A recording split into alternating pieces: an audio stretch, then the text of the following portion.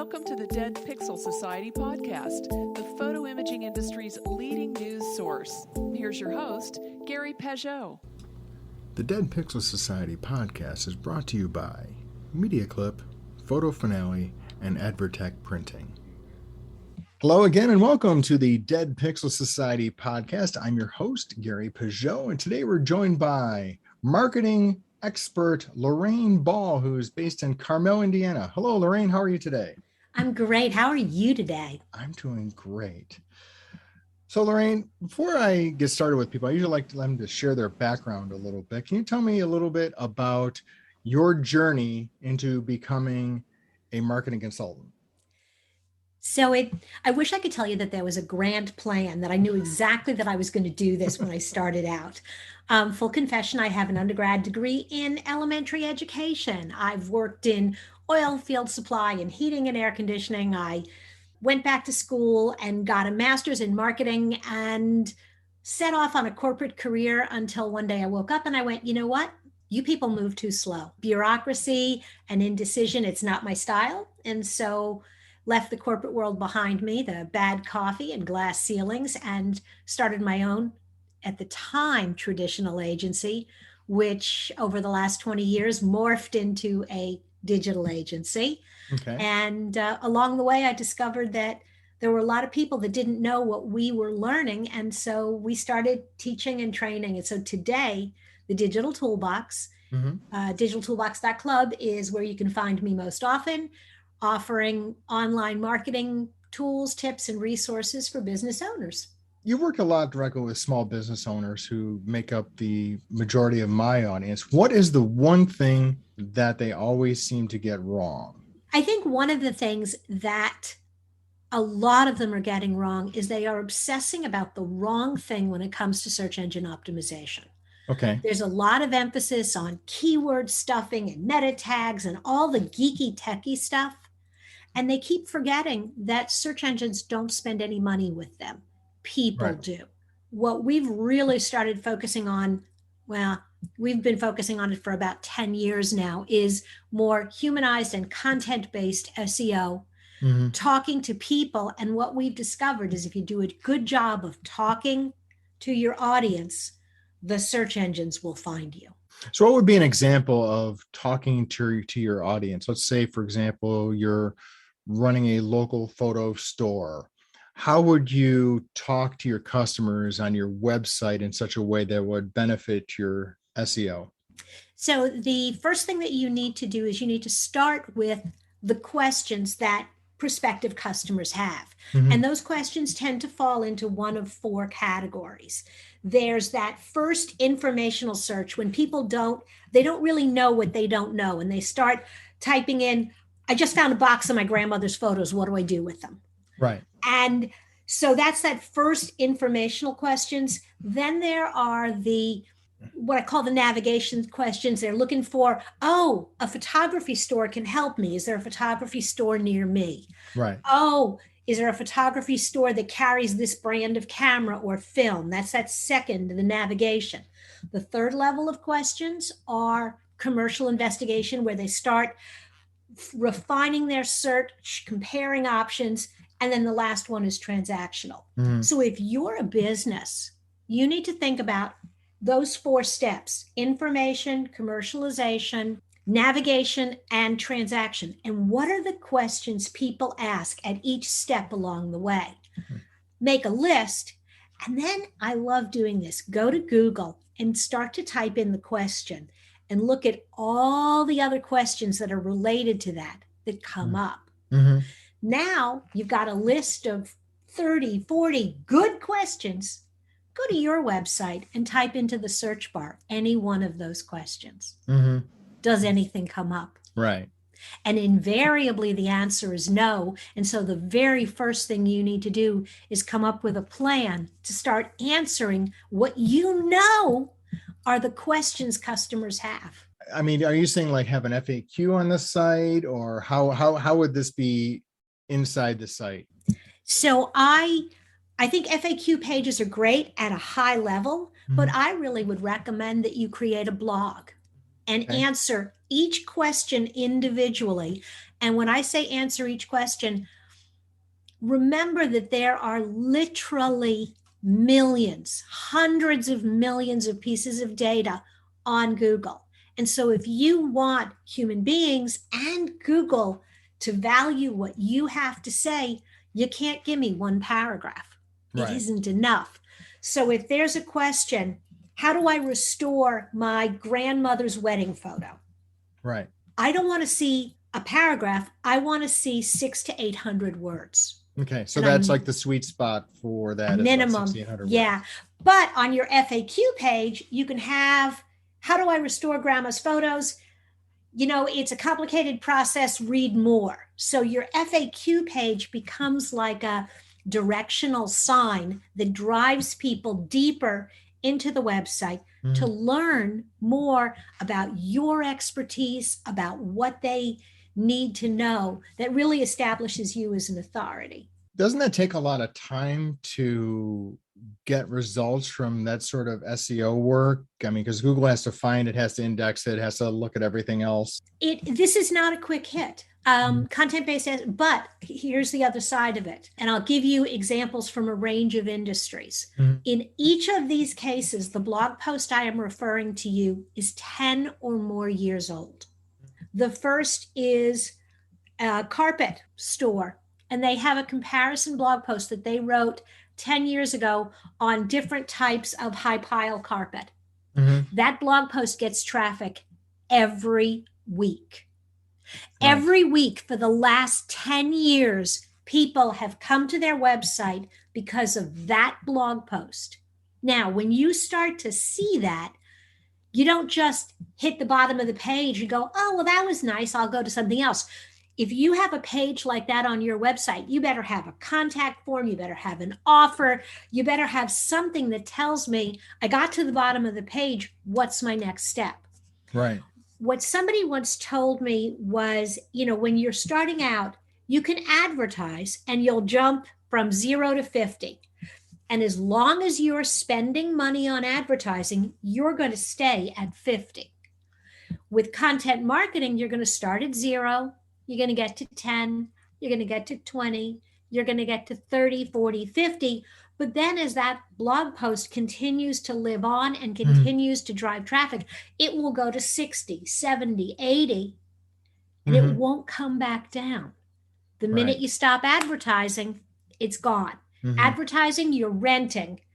Content marketing, you are buying. You're owning it, right? You're owning it. And there you go. Is there a place for buying Google AdWords? Because I have sat in a couple sessions recently where people are saying it has been effective for them. It is not an either or. However, before you spend money on Google AdWords, you need to think about your whole sales funnel. It breaks my heart when I talk to people and they're like, well, I ran Google AdWords and I spent $500, $1,000, $2,000 and I didn't get anything. Really? Where did you send them? Well, I sent them to my homepage and I figured they could figure out what to do. No. Right. If you're going to do Google AdWords, you need to create first a custom landing page that specifically talks about whatever it is you're advertising, right, with a very obvious contact form that you can then track. Somebody came from Google because they were looking for photo restoration or Nikon cameras or converting glass slides to digital, whatever it is. They click on that ad, they get to your page, there's no bait and switch. You promised me special pricing on cameras, whatever you promised me, I better find it right away, and then have some kind of conversion form to capture that lead. And if you don't have that sales funnel, don't spend the money on the advertising. So what about reviews? Reviews is one area that has gotten a lot of attention lately, where people are really pushing, either Google reviews or site reviews or product reviews or things like that as an aid for finding people. Is there a benefit to that? Hell yes. Oh, can I say hell yes? You can. This is a grown-up podcast. Okay. So this is actually nothing new. Interestingly, way back in my corporate days, this is going to date me, but way back in the late 80s and early 90s, the federal government actually did a lot of studies under the TARP study on customer satisfaction and the impact of good interactions. And everything I learned when I was reading that study still apply today, even more so. Back then, my mom would come home from work and she'd sit on the porch and she might talk to one of our neighbors and they'd be talking about a new hair salon or a new restaurant. And then the other person would go off and go, oh, I might try that. Right. The only thing that has changed is those conversations aren't happening across the backyard fence anymore. They're happening online. Right. The vast majority of people are more likely to believe a review from a complete stranger than they are to believe you when you're talking about your business. Reviews are absolute business gold. Now, here's the challenge. If you run a fabulous business, 95% of your reviews are going to be great. But there are going to be some that aren't great. Right. And it is more important how you handle the negative reviews than all the positive reviews that you have. So, I mean, I have a little advice for most people. Number one, treat the negative review like somebody has walked into your building and they are yelling at you. If somebody came into your store and started yelling, you would walk up to them and say, I'm sorry that you're unhappy. I'm sorry that you're disturbed. Let's go have a conversation. We'll go sit in my office, right? I mean, that's a natural thing. You get them out of the hallway, you get them away from the other customers, and you acknowledge, I'm sorry you were disappointed. Not necessarily, I'm sorry we screwed up, but I'm sorry you are disappointed. Right. Same thing works on social. Same thing works if somebody posts a negative review. I'm sorry you're disappointed. Let's see how we can resolve this. And then you take the conversation offline. That is one of the things I always hear from retailers. They say, I don't really want to, deal with the bad reviews, and maybe that's a lack of confidence on their part. My husband and I do a lot of traveling, and we do a lot of the hotels.com and TripAdvisor reviews to figure out where we're going to stay. I won't dismiss a hotel that has a bad review. What I'm going to look at is, what is the percentage? Okay, 95% of the reviews are positive, which means I've got a pretty good shot of having a good experience. Right. Then what I want to look at is, how do they handle their mistakes? Right. Because if something happens, will I be treated with respect? Will I be acknowledged? Will they work with me to resolve it? Right. That's what people are looking for. So embrace the negative reviews. It's your shot. One of the things the TARP study discovered is, let's say your satisfaction is at a 90% or 75%. Let's go 75%. If you have a negative interaction with a customer and you resolve it quickly, 24 to 48 hours on most businesses, you resolve it quickly, you won't go back to 75%. You'll go to 85 or 90% in the eyes of that customer. Right. Now, I'm not advocating that you deliberately screw up so you can clean up your messes, but keeping that in mind, recognizing that when you recover, you will recover higher than you were. And so because social media is so public, you actually recover not only in the eyes of that customer, but in the eyes of anyone else who's reading that review. Do you think marketing has lost a lot of the personal touch? I mean, there's a lot of talk about personalization, right? But to me, it almost seems cold and analytical. I think marketing was always cold and analytical. Okay. Watching national television commercials, reading ads in magazines that spoke to the masses, they were sitting back in their offices, studying the numbers, profiling their audiences. They didn't have the level of data that we have today, but they were making assumptions about their target customer, and they were creating messages. And so I think good companies actually have a huge advantage today because they can choose to be more human and choose to be more personal. The neighborhood restaurant 50 years ago could welcome you when you walked in the door, but their ads were pretty cheesy and they were pretty static, or they tried to make themselves look more professional. But their Instagram page with the photograph of grandma still in the kitchen making her tomato sauce, or the newest member of the family that, the grandson who got his first camera and he's now taking pictures and working in the developer lab, that human side and being able to share that human side has actually made marketing more personal, not less personal, if you choose to. And is there a rule of thumb on that? Because again, there's a lot of, some of the folks that, I've spoken with, you make a big deal out of, Betty, the new digital printer, and then Betty leaves in 2 months.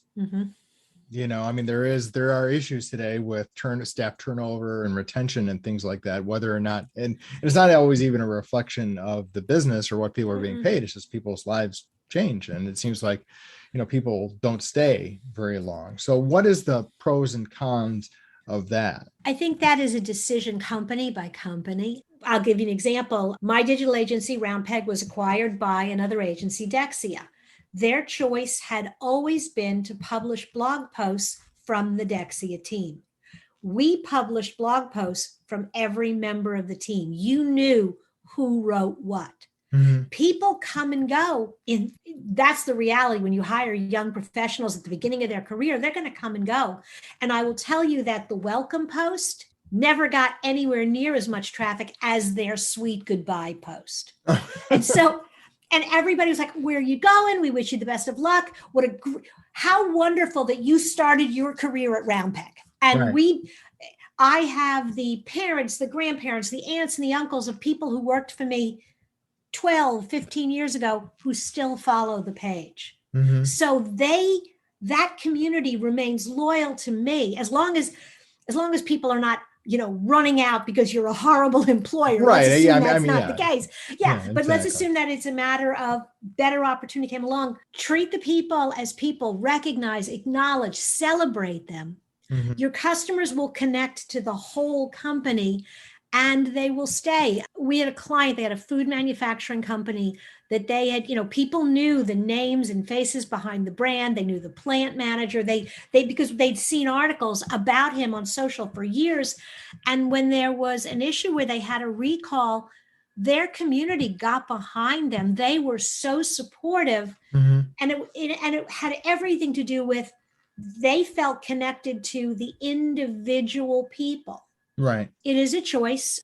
You have to be confident enough in your company and in your relationship with your employees, right, that you want to put it out there. But one of the things that I find, we work with a lot of heating and air conditioning clients, the technician that comes to work for you, well, his mother knows he works for you, but his aunts, his uncles, his cousins don't. Well, when you share that on Facebook, suddenly you start getting referrals from the family members because they want to support him or her. Well, and I think in the photo industry, the segment that we work in, you're also dealing with people's personal memories, right? So there's sort of an implied connection there. The person who's in the lab is seeing the prints, they're seeing the family, they're seeing the kids grow up. And so I think there is the potential to have that connection there. Well, and also in that industry, one of my favorite things is to develop what's called user-generated content, where you invite your community. So that person in the lab who's like, oh my God, I loved this picture of your daughter. Can we share it, or would you share it on our Facebook page? Right. Again, the photo industry has the advantage of actually being able to make heroes of their clients or their customers.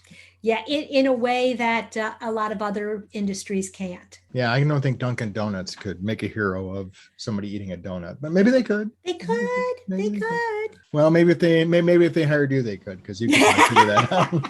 There's a lot of technology in the photo industry, for good or for bad, right? We've got, we've kind of moved upstream from the sort of comfy analog process of, film and paper and chemistry, and it was a very linear process. You dropped off the film, you picked up the prints, you were overjoyed, and then, you may or may not make an enlargement or whatnot. And as digital technology has become more prevalent in the industry, it's sort of created I wouldn't say a disruption, but a distraction, I guess is a better word, for the amount of opportunity, the amount of potential that is out there. What do you say to your clients or to business owners who are inundated with multiple opportunities, not only for product development, but also, marketing and outreach possibilities, because you can't do everything? My favorite term is to do what's called a tech stack audit. Mm-hmm. So you sit down and you make a list of all the technology that you're using.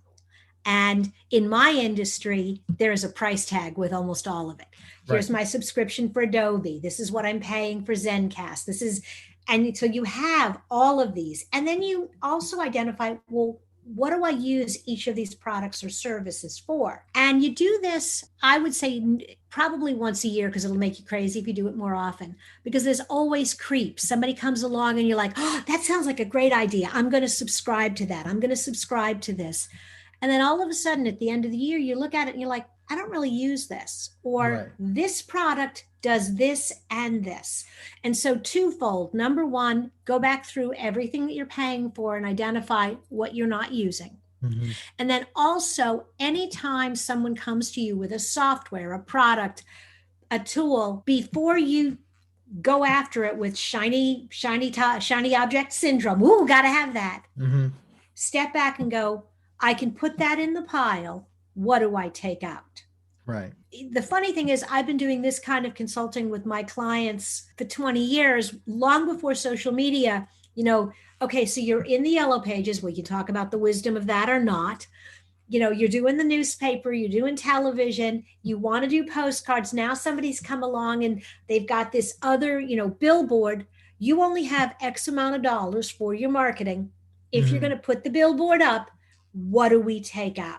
Right. That same, there's only so much room for so much. And it's not saying that something isn't a good idea. And it's perfectly okay to have an I'll get back to list. And I do this a lot with products that I'm like, okay, I think that software product or that tool has a lot of promise.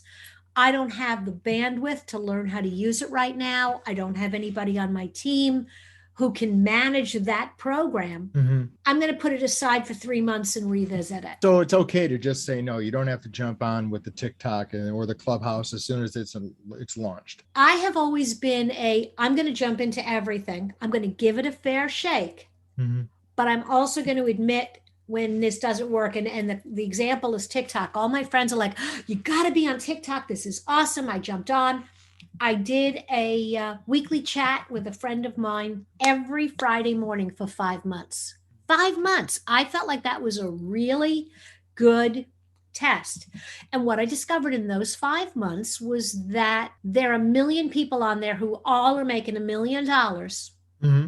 And they're all talking about it. Now, if they're making so much money, why are they there talking about it? Right. Why aren't they on a beach somewhere? What I also figured out is my clients were not there. Right. We were having great conversations with no ability to reuse it. And so we both stepped back and went, this doesn't make any sense. And so we switched. Every Friday morning, we do a Facebook Live. Mm-hmm. And now we're pushing it to both Facebook, YouTube, and LinkedIn Live. Mm-hmm. We can record it. We can reuse the content elsewhere. And so try something, understand what you're trying to get out of it and why you think you want to be there, and then have an evaluation after a reasonable period of time.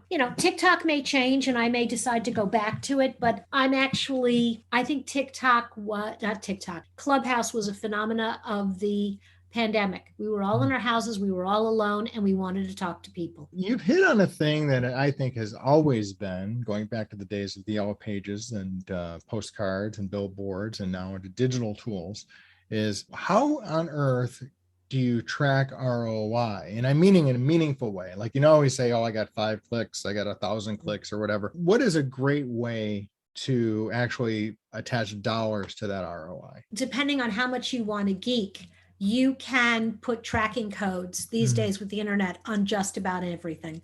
If you're running Facebook ads, you need to install the Facebook pixel on your website so you know where people go. If you're running Google AdWords, you need to have a tracking code that goes all the way to your thank you page so that you can backtrack. If you're going to do direct mail, you should have a custom landing page that URL only appears on that direct mail piece. So you can look at it and go, you know what? We had 500 people went to, my company /offer25.com and nobody filled out the contact form on that page. Or we didn't have anybody go to that page, so that campaign didn't drive traffic. So in every instance, you can look at marketing's ability to drive someone to you, to initiate the beginning of a conversation. There is a difference between marketing and sales. I track for several of my clients how many phone calls they get from their Google My Business page and how much traffic they get to their website. Then I also look at how many contact submission forms. For some of my clients, if they have a dedicated phone number, it's easy. If they don't, but the issue is I can drive someone to the phone, but once you pick up the phone and have the conversation, that's where marketing ends. And so whenever anybody talks to me about ROI, I'm like, part of the problem is that you're judging marketing, but it is dependent on your sales skills. Right. It reminds me of when I was in corporate, I was responsible for the P&L of my brand, except I didn't control the pricing. There was a pricing manager who was outside of my control setting pricing. And I was like, how do I control P&L if I can't control pricing? Same thing here. I can drive those people to you, but you're not going to get any ROI till you close the sale. And that is a totally different conversation. What happens with your clients when you say that? When you say, like, I'm sure you do things where you maybe call your client's store, or, you do test drives on what they do. And it seems to me like that is one of the things that almost every business these days can work on, because they're short staffed or people have a bad day or whatnot. And you get into, not great phone manners, for example. Because we are a small agency, we can be selective about who we work with.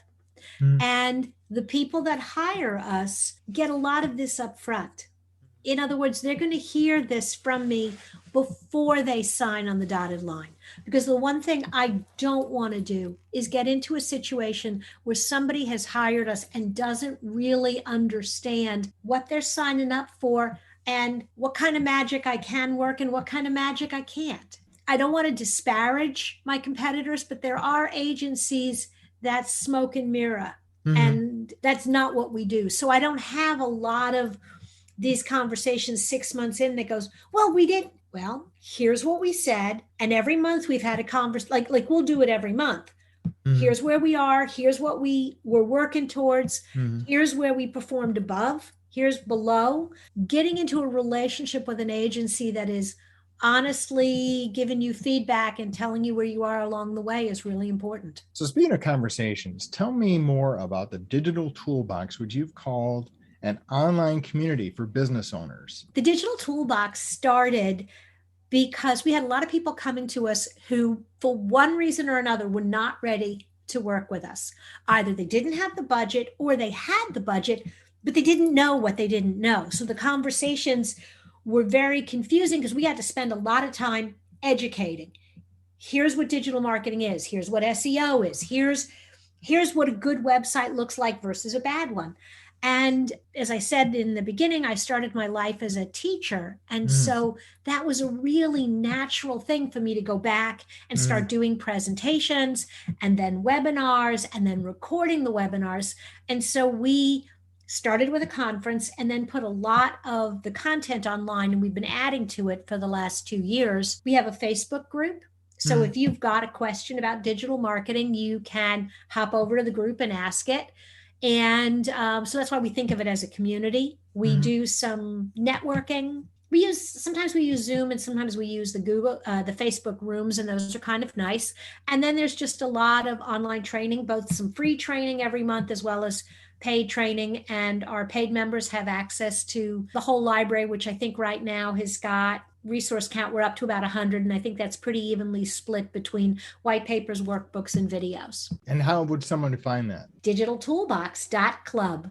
.club. Okay, so you got the little unique extension there. Yes. You also do a weekly podcast. Tell me about More Than a Few Words. More Than a Few Words is a marketing conversation for business owners. Every week we have several episodes that we do. The Sunday morning show is a little 1-minute marketing tip. Mm-hmm. I say 1 minute, it runs between 50 seconds and a minute and a half, because some things you just can't cover in a minute. Right. And then the longer episodes, sometimes we do one, sometimes we do two, are interviews with marketing professionals from around the world. Mm-hmm. And it's fun because I've gotten quite a few friends now in Australia and in England. And so when I can travel again, I've got some people I'd love to meet face to face.